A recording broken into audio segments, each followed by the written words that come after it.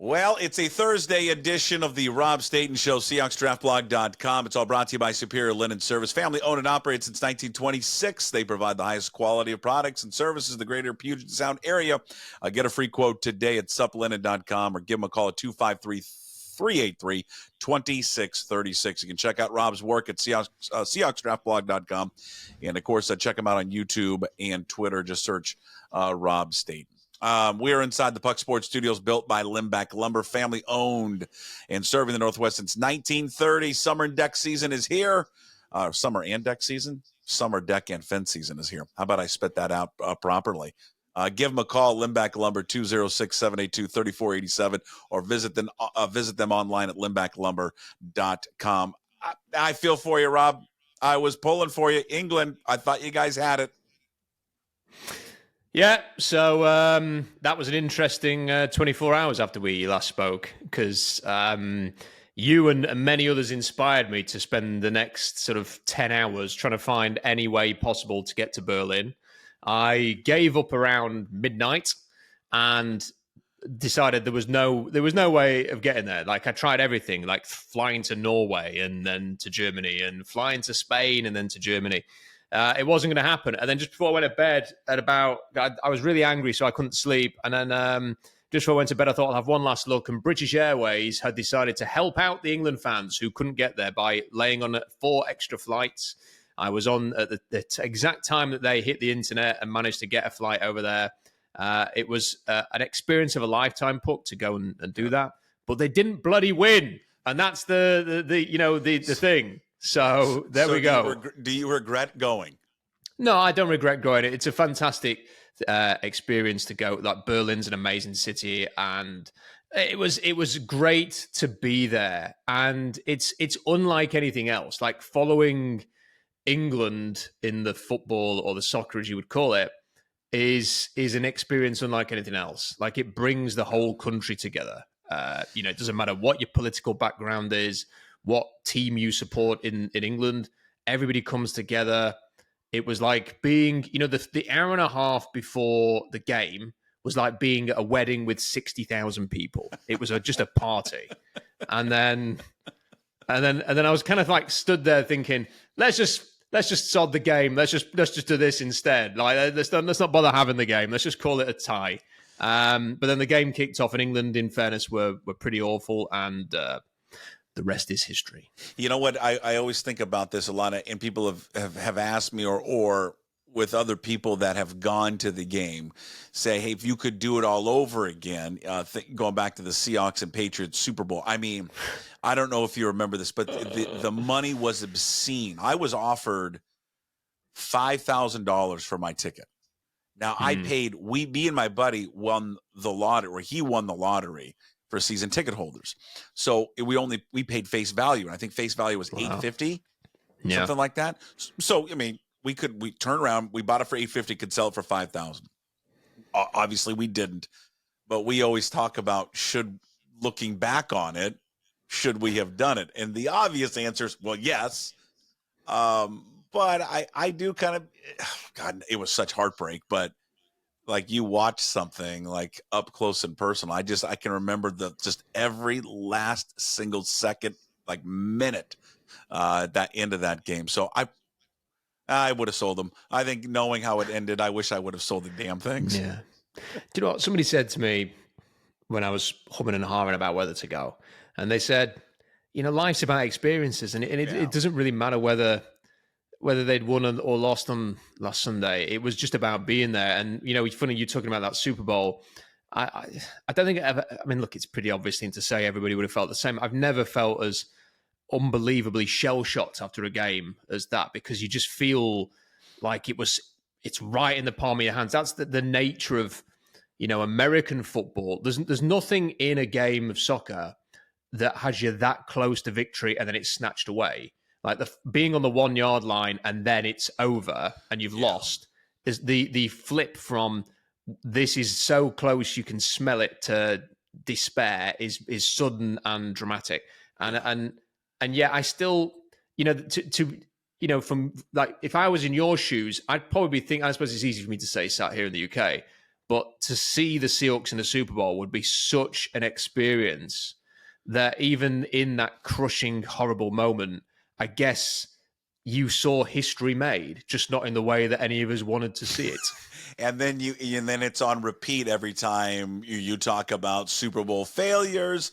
Anytime there's an NBC, Al Michaels, like you got to show anytime the Patriots play, anytime Tom Brady's mentioned. Oh my God, it's. Well, I would say that I think anytime you can like a big sporting event, you can be there in person way better. I mean, it just is. I mean, it's always to me, maybe not for everyone. Just to soak up everything, right? The people, the atmosphere, the vibe. I think what was hard leading up to it, because you're right, because soccer, it ends like that. Like boom, boom, boom, and the game's over. And it's so dramatic. It's like hockey in a way, right?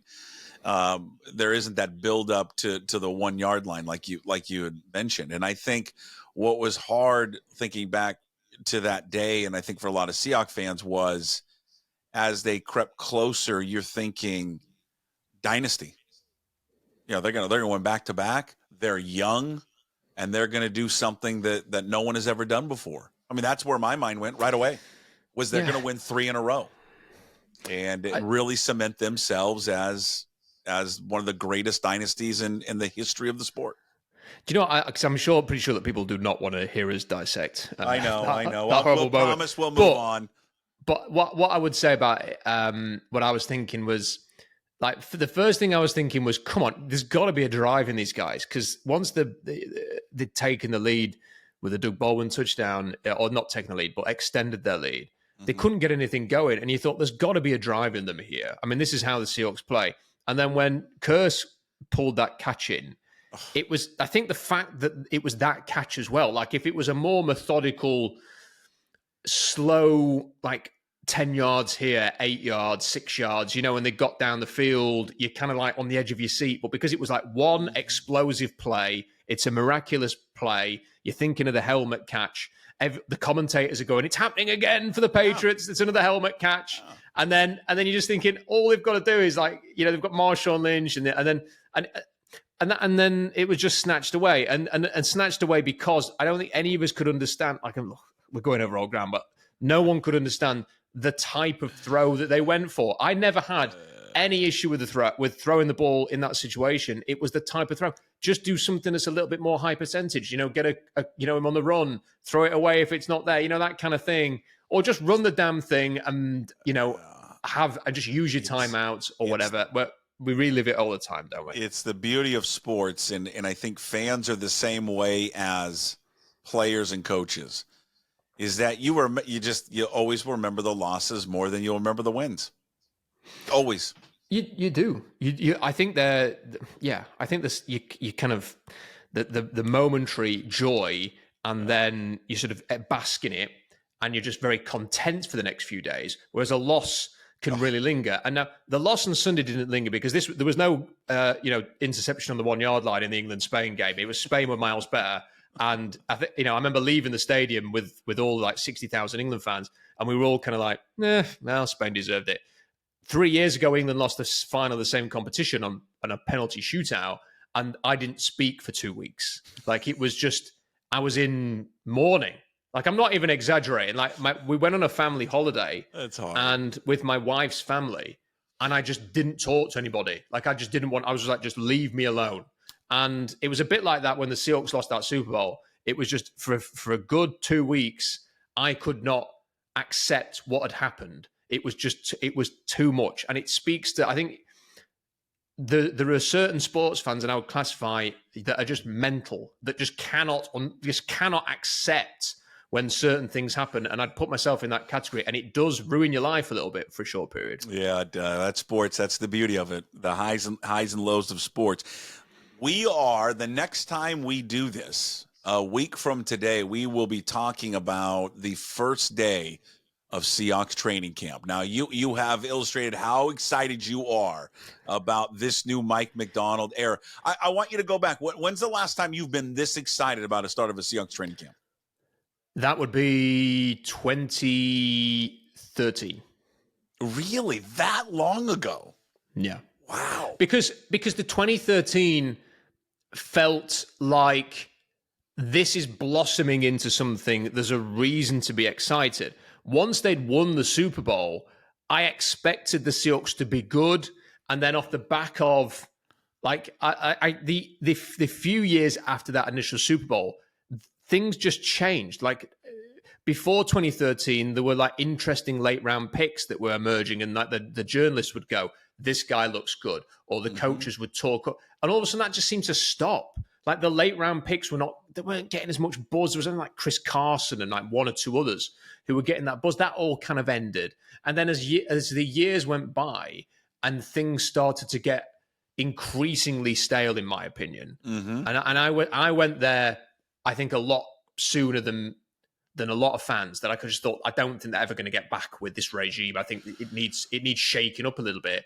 Then training camp to me was just indicative of this doesn't feel the same. This doesn't feel as exciting, as physical, as brash, as leading to something as it did in the past. And because you could compare to what it was like in 11, 12, 13, it was I always kind of found training camp a little bit overhyped and overrated. And I was just craving the good old days when you felt like the Seahawks have got something going. And now I'm excited, not because I think the Seahawks are going to have a 2013 season, but just because I'm excited to see what the change looks like and how different this is, and who's going to emerge and what are the storylines going to be starting from next week. I think that's very interesting. It's fresh, it's new, and I'm engaged again.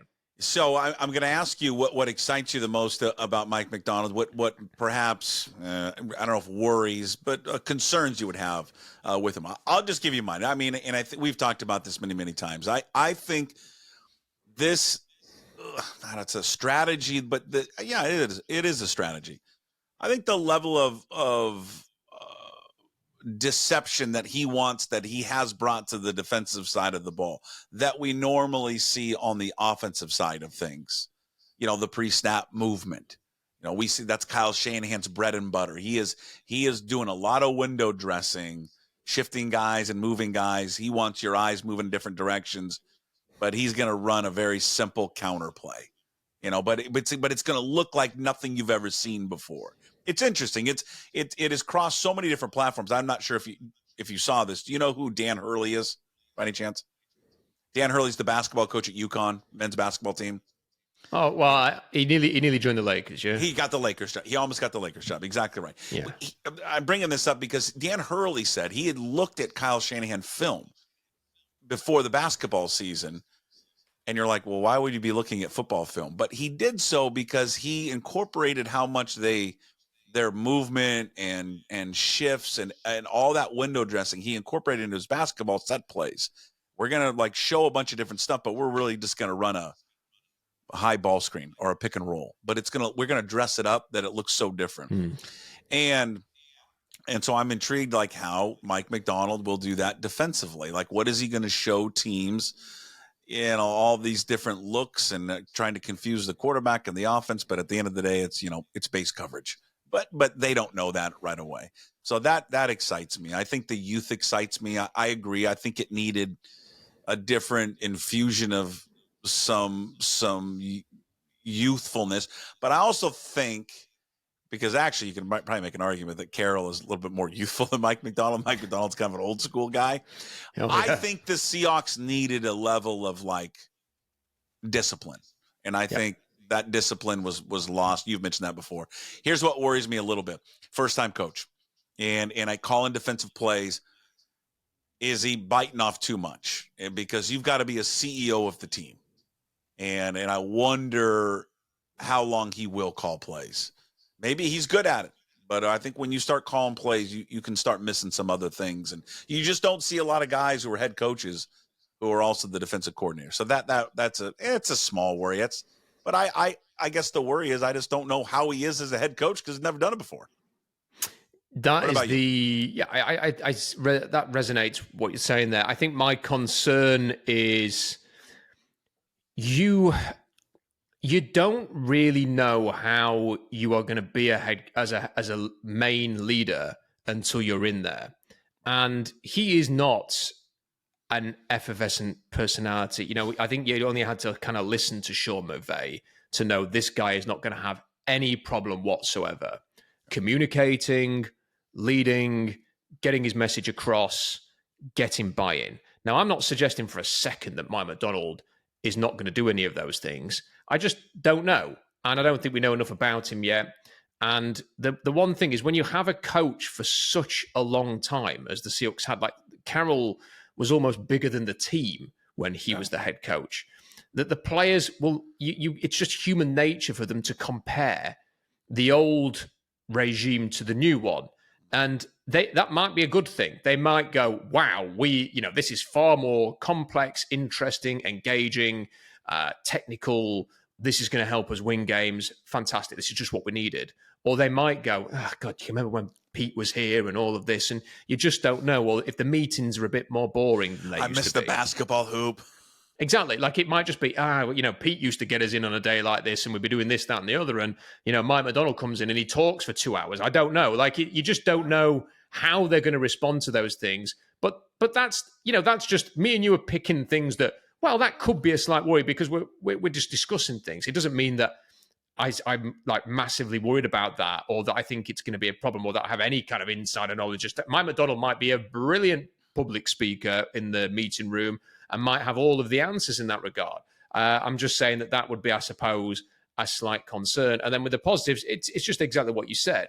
It's that the game has changed somewhat. It's not changed in a massive way. I think you do have to have a degree of deception on offense and defense now. I don't think the Seahawks ever had that under Pete Carroll. I think he tried to adjust. He was adjustable. I mean, he did change schemes and went to bare fronts and different formations and different ideas, but none of them worked. And not to the level that he was hoping for. The defense has been crap for a few years. So now we get to see something new. And that's the exciting thing, is the idea that, even if this defense is not top 5 right off the bat, that you can see the green shoots towards it getting there in the not too distant future. So I think that's a very exciting thing. And then, if the offense can do its thing as well, then the Seahawks have got to make the makings of a good football team. And I think that's the bigger question mark for me. It's like the offense. It's Ryan Grubb as an offensive coordinator in the NFL for the first time. It's Geno Smith. Can he be more consistent? Is he the quarterback or is it going to come from somewhere else? And having done my article now, which was God knows how many thousand words on the quarterback class for next year, I have to say, looking at the quarterbacks in the 2025 draft, it is not rich pickings in terms of there's your guy, there's the answer if Geno Smith doesn't work out. So Sam Howell's there. Question mark. Well, he's going to be one of the stories. He is, when I'm sort of thinking, so what am I going to be looking for next week when camp starts, Puck? Yeah. Is Abe Lucas able to do anything? Is going to be pretty high on the list.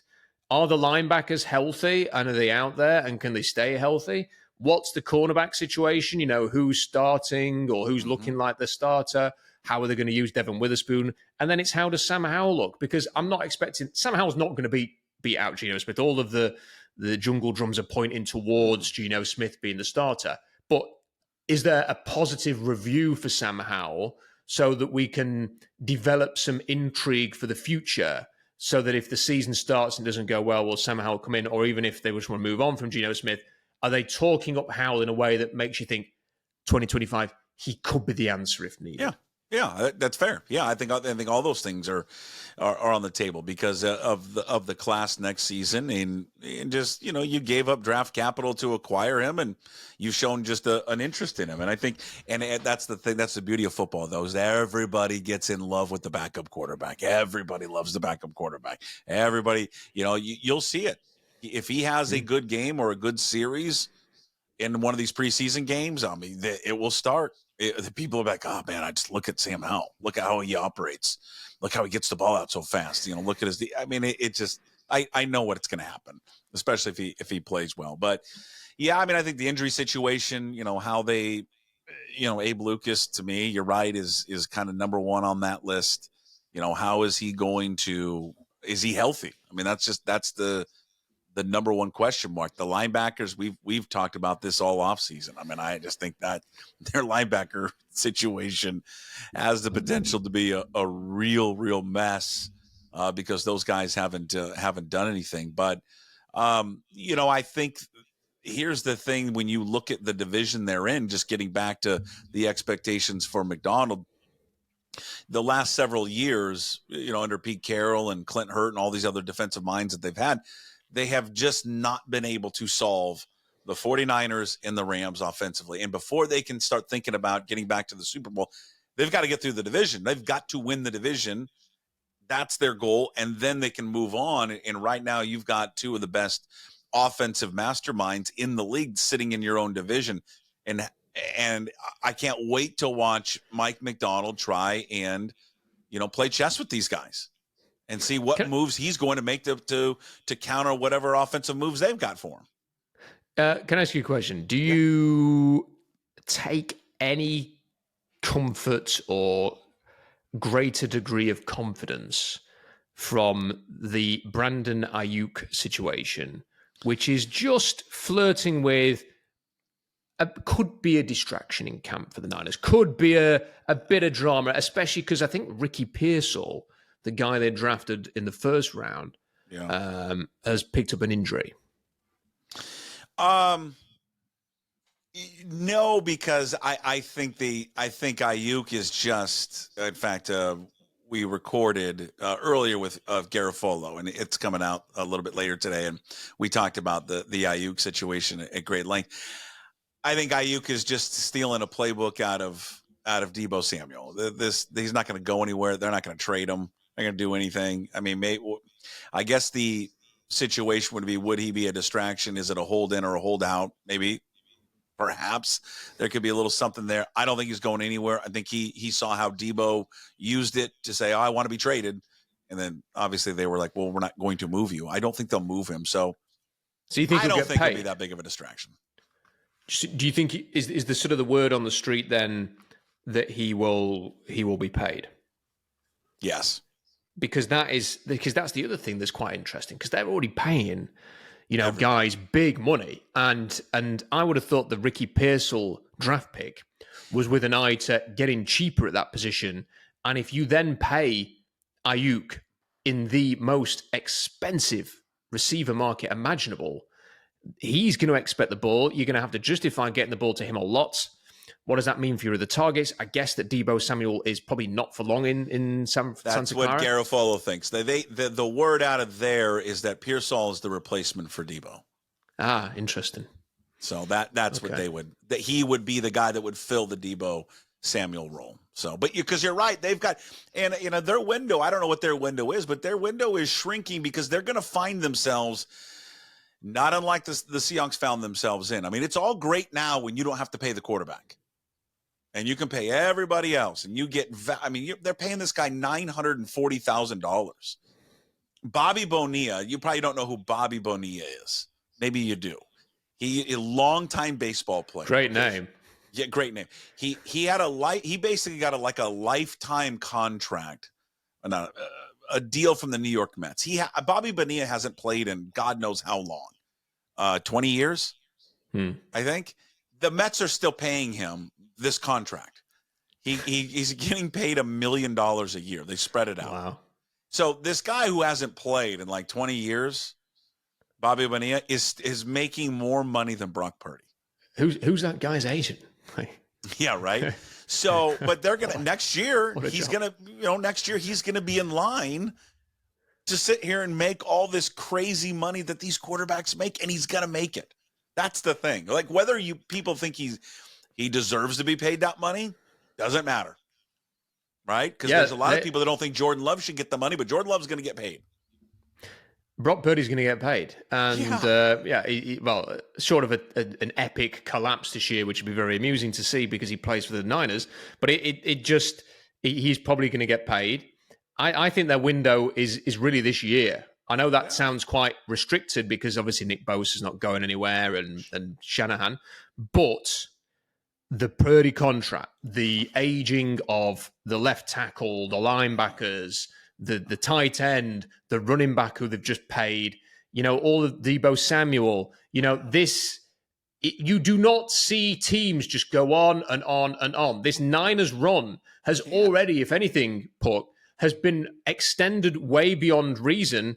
Because typically the teams that are contending year after year are the teams that just have a legendary quarterback, like Patrick Mahomes with the Chiefs, Josh Allen with the Bills. The Niners have been able to extend their window of opportunity because they've, without a great quarterback, because they're loaded roster, because great head coach, but that can't last forever. And when you suddenly have, a good, not physically amazing quarterback, and you have aging players, and everybody's earning a lot of money, that's when things tend to end. And the other thing with the Niners that I just think we have to consider is the mental human side of it, which is, can you keep going year after year after year, going through the grind of giving absolutely everything to be the best and consistently falling short?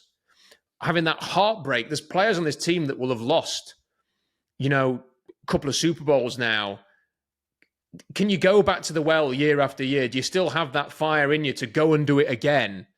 I don't know. I don't know if you can keep doing that. It's much easier just to be able to say, we've got Pat Mahomes, we're going to be okay. The teams that generally have to grind, who have to fight, who have to, be physically dominant like the Niners have, don't go on forever. It's hard to play at that level for year after year after year. Yeah, listen, I think it's a fair point with them because they've got great personnel. They draft well. They do it the right way, but because you've got a cap and because you want to keep talent, I mean, you just can't keep all of them. And you're right. I mean, these guys are all getting paid. They have so much money tied up into guys. You think about the Williams, and you brought up Samuel, Charvarius Ward, and then Ayuk, and then Warner and Greenlaw. McCaffrey. It's incredible. But the second, and it will be intriguing because I assume they'll pay him. But boy, oh boy, maybe they don't. Maybe they say, you know what? We can put anybody in there and play quarterback in the Shanahan system, and we won't pay him. I mean, I don't think that's going to happen. But if there's one coach who might have the balls to do it, it's probably Kyle. But given that he's had success with Brock Purdy and I thought you were going to say Jimmy he had G. sex. I thought you almost were going to say he had sex. Well, I'm like, that's. I almost did say that. That would be a very different motivational tactic there from the head coach. But whatever you need to do, man. So well, he did. He's had success. That's the thing. But to your point, though, he got to a Super Bowl with a quarterback that has been cast aside. Yeah, I mean, look, he took Matt Ryan to an MVP season and a Super Bowl, and they should have won that Super Bowl. He had success with Kirk Cousins in Washington. He's had success with Jimmy G and now with Brock Purdy. And, the big flashy quarterback that they traded up to get, he didn't have success with, and he's now playing in Dallas. So, he may well think, I can get a guy. Like, who knows? Maybe Kirk Cousins will be available in a year, given that the Falcons drafted Michael Penix. So, you just don't know with the Niners, but they are paying everybody. There are even that Javon Hargraves in there. People like that, you forget that they're there, on an enormous contract. So they're going to have to do something. So I don't know. I just wonder. I'm intrigued by them as probably as much as any non-Seahawks team in the NFL to see what their seasons, because they'll go into the season probably as the favorites in the NFC. Sure. They may well get back to the Super Bowl. They may well be the dominant force in the NFC again. I just wonder if this is the year when they maybe take a step back. And they've had some rotten seasons under Kyle. They've had a lot of success, but they've also had seasons where one or two injuries happen and they end up picking in the top 10. So it wouldn't be a total shocker, I don't think, if something like that happened again. Like this just goes wrong a bit this year for the Niners. But I think we can agree talent-wise, if that doesn't happen, talent-wise, they're the most talented team in the NFC. Yeah. But it's just like, you just look at it like that. Trent Williams is quite old. No, sorry, not quite old. He is old. Yeah. Deebo Samuel is getting old. George Kittle is getting old. Drake Greenlaw is not going to be able to start the season. Javon Hargrave is old. Christian McCaffrey is getting older now. There's a lot of their key players are not necessarily on the uptick anymore. They're either at the peak or they're, possibly we may learn to be on the downside. Or maybe that's just me with my blue and green tinted specs on, and they're going to smash everybody to pieces again. Who knows? Yeah. You got those Seahawks glasses on. You got your pom-pom. You got your 12th man flag flying. All right. We all know what you're up to. All right. You know what you're doing. Well, besides Macdonald, I mean, you're a week away. What excites you the most to watch, or at least to follow from afar when it What opens up? excites me the most, I think the D line excites me the most in general, and I want to sort of see how that's shaping up, and I want to hear exactly how Byron Murphy's getting on, because the last time we've heard from Mike Macdonald, he was just pumping the brakes a little bit there. We don't want to rush him in. We don't want to, not necessarily want him to start. We've got Jaron Reed, we've got Leonard Williams, we've got, Jonathan Hankins. So we don't need him to go out there. Are they going to just use him as a specialist? Is he going to be, impactful straight away? So how he gets on in camp. One of the things they said, and we talked about this on a prior show, many weeks ago now, was that Macdonald mentioned about conditioning. And I was sort of keeping an eye on the photo the Seahawks put of Byron Murphy yesterday, and his conditioning looks on point. So I'll be interested to see how all of that gets on. And the other thing that's going to, I'm really fascinated to see if something happens during camp, or whether it happens, I don't know, during the season or something, is right now the Seahawks are $20 million in the red next year. Now they have levers they can pull. Tyler Lockett's got a $30 million cap hit next season. I don't think he's going to see that. He may retire, but they can save $17 million there. But then you've got, DK Metcalf's cap hit's $29.5 million. We talked recently about, maybe they could do a deal with DK in the next few weeks to lower that cap hit. If Geno Smith has a really good training camp, would they go to Geno Smith and say, look, realistically, we ain't getting our answer in the draft. Even if we do draft somebody, they're probably not going to start next year. You've come in and you've done a great job for us. We're impressed. We don't see a major upgrade on the horizon, either on the veteran market or in the draft. We'd like to extend your contract by a couple of years, still make it plausible to get out of that, down the line. But we want to reward you and give you a bit of a commitment and make a public showing of you're the guy. And Geno Smith might be receptive to that, and then they might be able to reduce his $38.5 million cap hit. But I don't like the way they do the cap, Puck. It's been a bugbear for me. I know they've changed the cap specialist this year, so maybe that will change in time. But, for example, Draymond Jones, they restructured his deal the other week, didn't they? And his cap hit next year is $25 million. Like, I don't understand how they end up in these situations where they're suddenly paying someone like Draymond Jones, who is a question mark, $25 million next year, and they can only save 14 by moving on. That just seems like a bit of a daft decision for me. Yeah, this is why I didn't do economics, okay? This is why I did not do finance and economics in college. I did communications. And I did journalism, and I had to do a mock exam for economics in school, and I got an E, and the E was not for economics. They gave out an E? Yes, we go beyond. Yeah, go beyond the CD. F. No, well, A, B, C, D, E, F. It's before an F. So I was marginally. Oh, you do an E. Oh, okay. Oh, yeah. So you can go all the way to F. Okay. But, D, E is in there as well. They don't even do it. I don't even know in high school out here, because they don't give Fs anymore. I think, is it E, or they give something? And I'm like, why? Because they don't want to damage the psyche of the kid by giving them an F. I'm like, what are we doing? If the kid got an F, give him an F. Like, my God, what are we trying to protect? Getting an E, I got an E in economics, and it did not destroy me in any way. It was just a resounding message to not do this subject. And then the same came with arts. That was another one that I was hopeless at. So you'd be good at arts. Maybe arts would be in your wheelhouse. All right. Yeah. Well, when we talk next week, at least we'll have some an early storyline to talk about with training camp getting underway. So we'll have something to chew on. At least day one or day two, especially with a rookie. So gear up, because it's the next week, Rob. Here we go. It's the long haul of covering the Seahawks in the NFL. You're the best. I appreciate it as always. Rob Staton, SeahawksDraftBlog.com. It's all brought to you by Superior Linen Service. Family owned and operated since 1926. Superior Linen provides the highest quality of products and services to the greater Puget Sound area. Get a free quote today at suplinen.com. Give them a call at 253-383 2636. Rob Staton from the Puck Sports Studios, built by Limback Lumber. Every Thursday, check him out on YouTube. Listen to him, Apple, Spotify, wherever you find your podcast.